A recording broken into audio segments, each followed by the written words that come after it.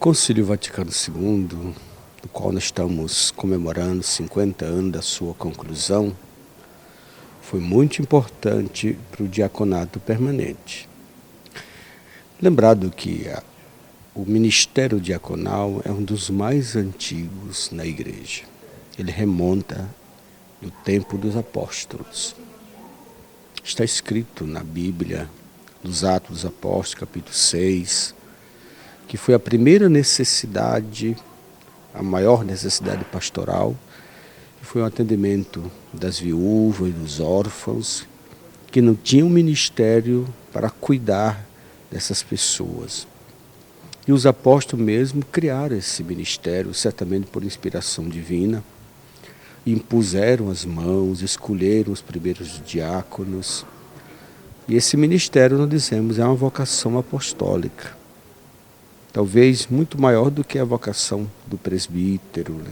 E de outros ministérios que nós valorizamos e amamos muito hoje. Evidentemente, com a história, com o desenvolvimento, o crescimento do cristianismo, a missão ficou muito concentrada na mão dos presbíteros. E o diaconato permanente ficou um pouco na sombra, na surdina e segundo plano. E quase desapareceu. Por isso que o Concílio Vaticano II foi salvador, porque ele recuperou, restituiu e recriou esse ministério que hoje nós valorizamos tanto, faz tão bem a Igreja. Nós achamos que é uma vocação do futuro, eu primeiro acho que é uma vocação do futuro. O futuro espera muito do diaconato. Nós não chegamos em todos os lugares, não temos condição de chegar como padre em todos os lugares. E aí nós temos que contar também com essa vocação. Eu sou do Amazonas, moro em Manaus há muitos anos, mas sou de uma cidade chamada Parintins. Foi lá em Parintins, numa religiosidade interiorana, que eu descobri a minha vocação. A vocação para o serviço, a vocação para o diaconato. E a importância de ser diácono, muitas vezes, ela é grande porque a missão é enorme. Né? A igreja tem um campo muito grande, onde todos nós podemos atuar, né? E atuar com profundidade até.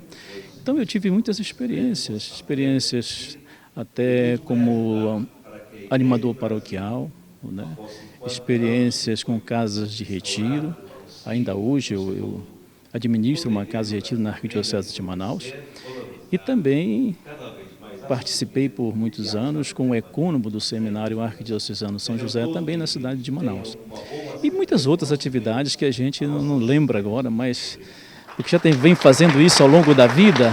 E aí depois, com o surgimento da vocação e a ordenação, as coisas se intensificaram muito mais. Há um enorme espaço a conquistar, porque hoje praticamente metade das dioceses do Brasil tem diácono, apenas. Então ainda tem um campo muito vasto para explorar, né?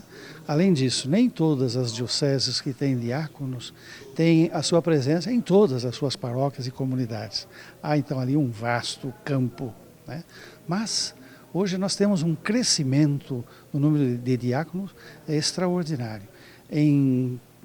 De 2000 para cá, aproximadamente 10, 12 anos, nós triplicamos o número de diáconos no Brasil. Hoje somos aproximadamente 3.500 e temos 2.500 homens estudando, fazendo a sua formação.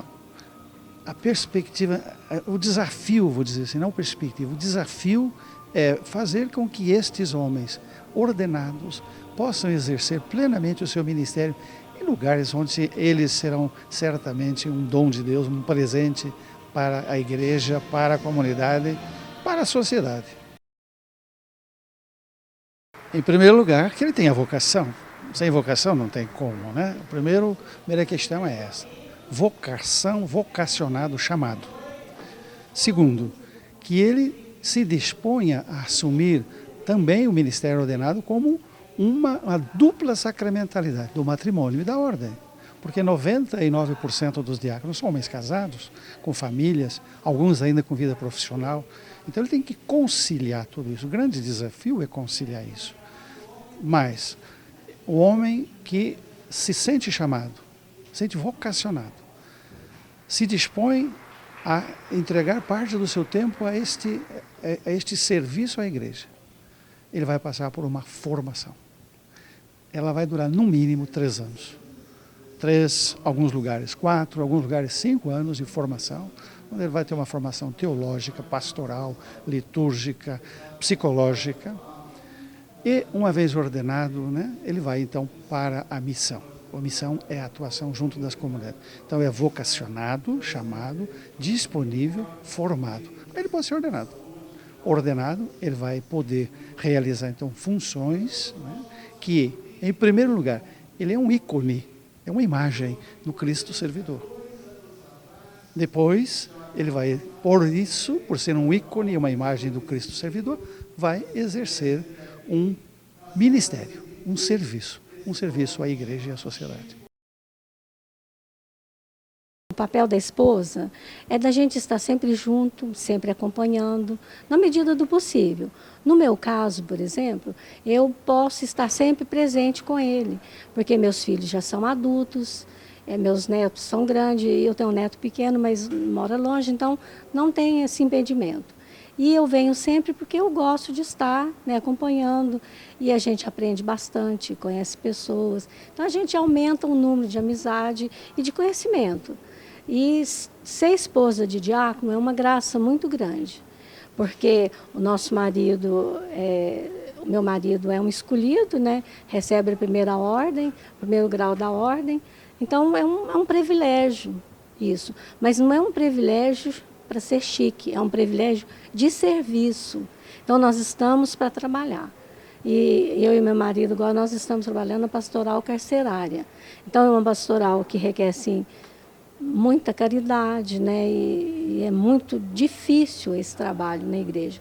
Mas é um trabalho social que tem que ter, né, no meio de nós, porque as pessoas precisam.